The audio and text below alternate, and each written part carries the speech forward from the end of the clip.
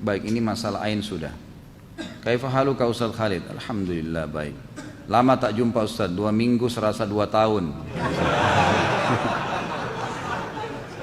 Rasanya kangen kalau nggak dengar tausiah Ustaz Khalid. Dengerin di YouTube udah berkali-kali nggak bosan-bosan. Sampai istri saya gerah karena yang didengar masalah poligami.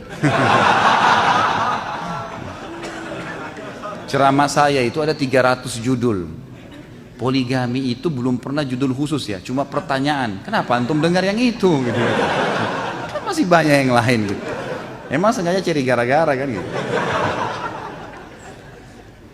Ana mau nanya, apakah ain bisa mengena ke barang atau hanya orang saja? Bisa ke barang.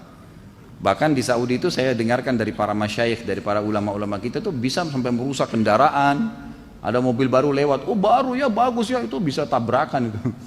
Makanya harus hati-hati. Caranya diobati dengan selalu mengucapkan Masya Allah, Tabarakallah. Nah kalau di Saudi itu sudah menjadi tradisi orang karena mereka faham sekali. Dan ada hadis Nabi, hati-hati teman-teman. Bunyinya gini, kata Nabi SAW, mayoritas umatku mati penyebabnya ain. Penyebabnya ain. Justru karena hasutnya orang. Jadi rumah tangganya orang bisa pecah, usahanya bisa bangkrut, badannya bisa sakit, itu karena ain. Dan obatnya sederhana. Obatnya setiap orang puji, kita mengatakan Masya Allah, Tabarakallah. Selalu begitu. Atau kalau kita memuji, kita juga mengucapkan. Walaupun antum tidak punya penyakit ain, tetap harus hati-hati. Setiap muji anak, muji istri, muji suami, muji kendaraan sendiri, Masya Allah, biasakan. Kalau di Saudi itu ditempel stiker tuh, Masya Allah, Tabarakallah. Di mobil. Jadi orang begitu lihat mobilnya, baca itu dulu. Gitu kan. Di rumah juga begitu.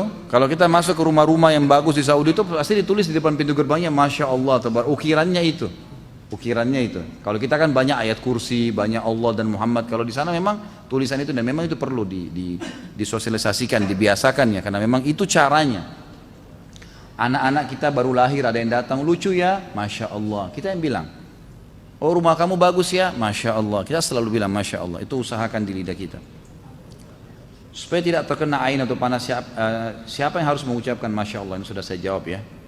Jika orang yang mengucapkan hasud, pasti nggak mungkin mengucapkan Masya Allah. Untuk menangkalnya apakah kita pihak kedua sebagai objek yang harus mengucapkan? Iya tentu saja. Walaupun orang sudah bilang Masya Allah rumah kamu bagus, tetap aja kita bilang Masya Allah. Nggak apa-apa. Dapat pahala menjalankan sunnah Nabi dan sekalian menjadi tameng.